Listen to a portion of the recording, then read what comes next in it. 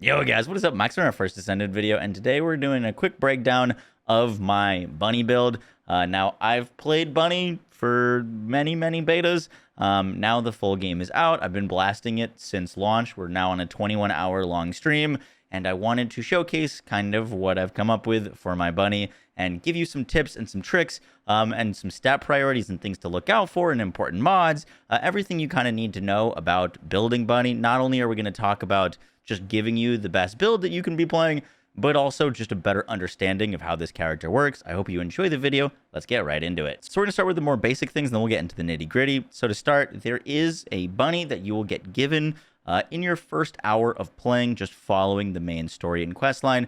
They will give you a bunny character that you can just kind of hop into and get a feel for the character. And if you like it or are enjoying the playstyle of bunny, then I'd recommend investing into it, because bunny, in my opinion, is one of the best, if not the best, late game farming descendants. They're really good at just killing a lot of things very quickly, and that's what bunny really specializes in, and that's what we're going to be building into with this build. Now, there is also an ultimate bunny that you can either farm in game or you can purchase outright. I personally purchased my own ultimate bunny. The only big difference between Ultimate Bunny and Bunny at the start is that Ultimate Bunny enjoys some quality of life, in that Ultimate Bunny has the starting polarities. So I started with 4 polarities on my Ultimate Bunny, which means that I can fit a little bit more mods off the rip. If you wanted to get the exact same on your normal bunny, you would just need to grind a little bit more. So there's not much of a difference here, and I will have a set loadout for if you're not playing Ultimate Bunny, how to basically mimic this build. But as you can see, on normal bunny, you only start with 2 polarities versus Ultimate Bunny, you start with 4. So not that big of a deal. And we're not using the ultimate mods for this build, so those are kind of irrelevant. So now to actually talk about bunny, bunny's skills are going to be electric type, with the tags of fusion and singular. We'll get into more of this when we get into a reactor, but note that we're going to want to be scaling electrical singular more than anything else, because this build will prioritize working on the AoE of the 3 ability. And bunny has an interesting mechanic that evolves around electrocution. Now, electrocution and electricity is kind of a core mechanic to bunny. So you're going to build up electricity while you're moving. The more you're moving around with bunny, the more electricity you're going to build up. It's kind of your resource that you're going to want to spend, and a lot of your abilities not only spend electricity, but base their damage on it. So while you're playing this character, you want to constantly be moving. In fact, if you stop moving, you're going to lose your electricity and have a worse time. So this is kind of a character that you never want to stop moving on at any point, because you're just going to lose damage. You're going to lose your abilities if you do so. Now, starting with bunnies 1, you have Thrill Bomb. Thrill Bomb is a very basic hit a few enemies, proximal electrocution, and you do more damage based on the amount of electricity that you have. This is not a skill I use very often on bunny. I find it just not worth casting a lot of the times, but it is a solid way to proc some electrocution on enemies. Electrocution is a dot in this game with bunny, so you're going to get constant damage. So for example, with electrocution, it's a 85% of our skill damage over a 3-second duration with a 1-second tick. So note that bunny is actually technically a bit of a dot character, but not as much of a dot character as someone like Freyna or Valby. Next up, we get to bunny's bread and butter, which is speed of light. And speed of light has some really crazy synergies with lightning emission and maximum power. Now, speed of light allows you to gain very quick movement speed. And while you're running around in this ability, you're going to be gaining electricity. This is bunny's primary way of gaining electricity quickly. Yes, while you're passively moving, you will gain electricity, but because this gives you such a speed boost, you're going to be gaining a lot of electricity very quickly in speed of light. Now, one of the biggest important things to understand is while you're sprinting in this, you're going to be costing yourself MP, or your mana. As you can see, when we're affecting this, these green numbers are what our stats are changing this to. We can get the maximum MP cost down to 20 with our current setup, and the MP cost down to 10. And the reason this is important is it's going to allow us to sprint more. The more we're sprinting, the longer uptime we have speed of light, the more electricity we'll be able to build, which is very, very important. The next skill is lightning emission. Lightning emission is where you're going to take all of that electricity that you're building up and do an AoE discharge. This is Bunny's best ability, in my opinion. It also inflicts electrocution, which is a status debuff and a damage over time. But the big thing we care about is the AoE damage. The max expandable range of this is 300. The max duration that we can get it is 20. I don't really build duration on it because we're going to be talking about the cooldown of this in a second. But the big thing to understand with this, with Bunny, is we're going to want to build damage. We're going to want to build range. We're also, once again, going to want to build resource cost reduction. That is because there is an inherent damage multiplier within this. For every 10% of electricity retained, we're going to get a 15% damage increase with the AoEs. So you'll note that your AoEs are going to do a little bit more damage if you're at the start of them and start spamming them than when you're at the end. So the longer that we can hold more resource while we're doing this, the more damage we're going to be able to deal. And the next thing that I want to talk about is why this build is able to unlimited run or unlimited sprint Bunny, is because we've got currently a 22-second cooldown on lightning emission, and its duration is 20 seconds. I could push cooldown a little bit more, but I wanted to fit everything in. But basically, there is only a 2-second cooldown with this setup where you're not spamming lightning all around you. And that second that you could do, you can just reload your weapon, do whatever. But we're basically on a 2-second cooldown of constant AoE lightning novas on this setup. And the last thing to talk about with Bunny is her 4. This is her ultimate. This is her single target ability. The electricity cost is another thing that we're going to want to be focusing on here, because it's going to maintain and increase its damage amplification the longer that we're channeling it. So the more resource cost reduction that we have, the longer we can channel it, the more damage it's going to deal. And this is kind of your dump. This is your boss damage. I'm not focusing in as much with this build because we're really trying to focus on making Bunny the best farmer as possible. But it is to note that she can put out some pretty respectable boss damage with this ability. Next up, we're going to walk through my build and priorities, what are good and bad mods and what you should be ranking up and how I could min-max this a little bit more. But just to go through my stats real quick, we have 25% cooldown. That is one cooldown mod maxed. This was actually pretty cheap to do, and that gives us the 2-second downtime on our AoE Novas. You could add a little bit more cooldown if you really wanted to have it up 100% of the time, but it feels like up 100% of the time to me personally. So 25% cooldown at least is what you're really looking for. Then we've got a bunch of defense. I don't like dying. You don't like dying. I personally enjoy building defense on Bunny to get some nice DR from enemies. That defense is going to affect our shields and our health. So defense feels pretty good on Bunny. You could build max health. You could build shields. I personally just go for a lot of defense. And then we're also going to be getting a nice skill power modifier. There's a few different skill power modifiers here. So we've got 29% increased skill power. We've got 27% increased skill crit damage. This is on top of the 1.3x damage multiplier that skills hit at base.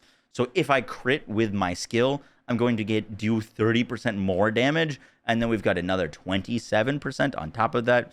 So we're dealing almost 60% increased or 1.6x damage when we're critting, and we're critting 70% of the time, which is disgusting. We've got 17% skill cost reduction. This is something that I am planning on increasing so that we can channel our abilities even more. But right now, I'm basically constantly being able to spam them. We've got 46 or almost 50% increased skill effect radius so that our AoEs are hitting way more enemies. And the more overlap, the more damage, the faster we clear, the faster we can move on to the next area.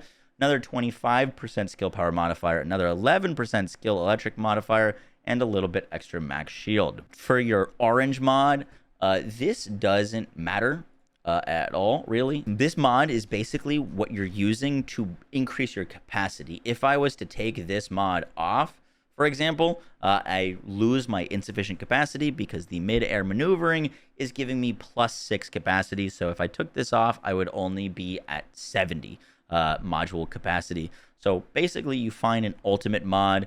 It can be whatever you want. You could use dual claw, kicking, shock punch, short sword. I personally like the grapple hook ones. And you just upgrade this and it'll give you more capacity to put more mods on your Descendant, and these are universal, so if you upgrade them for one character, you can put them on another.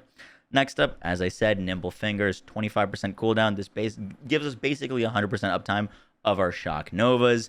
Next up, Skill Insight. This is pretty cheap to upgrade. This alone is a 58% increased crit chance. You can think of this as just pretty much 15% more multiplicative damage increase because it's a 1.3 multiplier. So this alone is basically one rank earlier is like 15% increased damage. Then we've got Electric Master. This is going to give us skill power for all of our things and electric skill power, which is a further damage increase. You're going to want the electric skill power because they're separate increases to our skills. I'll probably have like a separate video kind of explaining how that works in a bit. Then we've got Frontlines for more skill crit hit damage and more skill hit crit rate, which is very nice. We are going to be critting all the time on this setup. Then we've got Frugal Mindset. This is going to give us more skill cost and more skill range, or less skill cost, more skill range. Pretty perfect mod for us. I'd like to upgrade this more. Once again, I don't have everything like fully min-maxed or upgraded yet, so there is still more min-maxing to do here. Just wanted to show you what I'm rocking. Next up, we've got Technician. Now, Technician is not the best in slot mod for this build, mainly because it's very generic. I wanted to level this up and have a generic increase that I could use on all of my Descendants because I don't have all the resources in this game. But if I was only playing Bunny and I really only wanted to play Bunny instead of Technician, here we would use Focus on Singular. So you could use Focus on Singular. I can't quite put it there because of the things, because of the capacities, but Focus on Singular here would give us the skill power modifier that's specific just to our AoE Novas, which is going to give us a larger increase, and we get more cooldown so that we would fully have the 100% uptime on our lightning emission. So that would be pretty nice, but once again, we are just using the Technician role because it is a little bit more generic and it makes these builds less expensive to do, which I am all for. Next up, we've got Skill Expansion, 25% increased skill radius, and this is just going to make us hit in a bigger radius. That's all that's really doing. The more things that we can hit with our Nova, the more efficient we can farm. Next up, Strong Mentality. All the way ranked up, skill cost minus 15%. This is freaking massive. It'll let us do all of our abilities more often, and we'll have them doing more damage. Then we're using the defense mod, tons of extra defense, more survivability, and lastly, amplification control for more skill effect range. This is pushing us close to that 50% mark with our skill effect. Once again, this I could toss in like another point to get a little bit closer to that 50% AoE, but that is what we're rocking. If you don't have Ultimate Bunny or you haven't used a energy activator yet, you're not going to have the same amount of capacity, so you're not going to have the same ability to like really put as many mods. So I just wanted to show like a quick demonstration of something that you could put together on more of like a budget setup. And this is basically just getting all the important things. We've got Nimble Fingers for lots of cooldown. We're still going Electric Master and Technician for lots of extra skill damage. Make sure we're getting that Strong Mentality for our skill cost, defense because survivability is really important, and lastly, throwing on some extra skill effect range so that we can hit in a larger AoE. This would feel really solid to play. The big thing that you're sacrificing on this like budget setup is the crit chance and crit damage and a little bit of range. If you wanted to add more of those, you could lose a little bit of your just raw damage, lose something like Technician. But I think this is a really solid setup for if you're just looking to get money going, and then obviously if you want to invest more or farm for the ultimate version, you can go for some things like Skill Insight, which gives you that crit rate, and Frontlines, which gives you that more crit hit damage, and this will really push your damage up a lot. Lastly, for your external components, I personally like going for defense. I don't have that in every slot. For example, some of these I've got max HP just because it's got the highest tier that I found. But if you can find things that have double defenses on them or like double stats, that's fantastic. For example, this thing is level 44, but it rolled 1,000 flat defense and another 1,235 flat defense. So like something like this, if you can come across it, is amazing. Things with defense, it could be a max health at the start, and then defense on the bottom is fantastic. Defense max shield. If you're really trying to get like a lot of survivability, finding double rolls like that is pretty freaking awesome. Getting character XP rolls is great. There are sets that you can wear that would be really nice. I don't have any sets, but if we were to wear a set, it'd probably be the Battle Aesthetic Sensor set, which gives us more skill crit rate, skill power, and skill cost. This would be the best in slot set that I've found personally for this build, but once again, I only have one of these pieces. Lastly, with Bunny, I really like using the Thundercage SMG. This is another just gun that is given to you while you're playing the game. So within a few hours, you can have a Bunny and set it up and get a Thundercage, and then you've got some ridiculous amounts of AoE damage.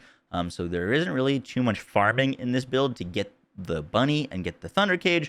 Getting the mods and getting them upgraded is where your farm is going to come in. But this is one of those setups where as you invest, your character is going to get stronger, and then you'll be able to farm faster and better and higher content, and you're just going to be able to keep investing and investing into this build, which is why I think it's so important to get a setup like this going early on, so that you're setting yourself up for good farming in the future. Now, my Thundercage, I'm not super invested into, as you can probably see. However, I just wanted to show off a quick things. I really like action and reaction on the Thundercage. It's going to give us 35% increased damage with a little bit more recoil.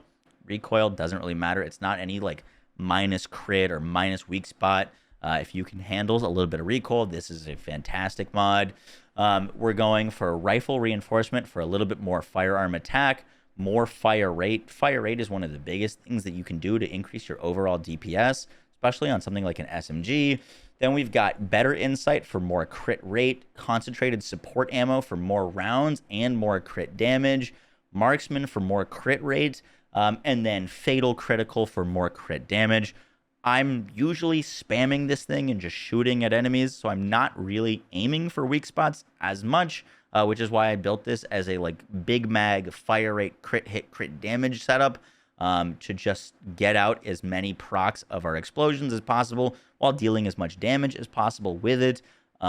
If you are a little bit more precise with it or wanting to aim more, you could build for like more of a weak spot build, but me personally, I'm usually just spamming this thing out as fast as I can at a bunch of ads. So this is the setup that I went on my Thundercage. As you can see, we're right around 80,000 DPS on ours. If you're wanting to put this setup together and you don't have all of the mods that you need, the best way to find how to get them is just by going into your game, hitting the map key, and then going over to access info. Here you can click on modules, and you can search for a module that I was using that you don't have. So for example, the one we were using on our SMG, the action and reaction, you'd specifically want to look for the one with the general rounds icon that says module class general rounds. This is going to be for SMGs. And then you can click F for the acquisition info once you actually click on it. And then it'll give you a list of all of the missions that have a chance to drop this. The ones that are grayed out are missions that I wouldn't recommend looking at quite yet. The missions at the top are usually the better ones. As you can see, I've done these two. I haven't done these, but I do have access to them. So if we click on this one specifically, it'll bring me right over here, and it'll say main rewards. The action and reaction is a 12.5% drop chance from this mission. So I could just teleport over to the classified area, boom, go do this, and now I can run it until I hit that 12.5% chance to get this mod. Guys, that is going to do it for the video. I hope you enjoyed. If you are looking for a specific build on another Descendant, let me know which ones you'd like to see covered, because right now I just finished Bunny, but I'm looking for more builds to go make. And yeah, guys, I'll catch y'all on the next one, and take care. Peace.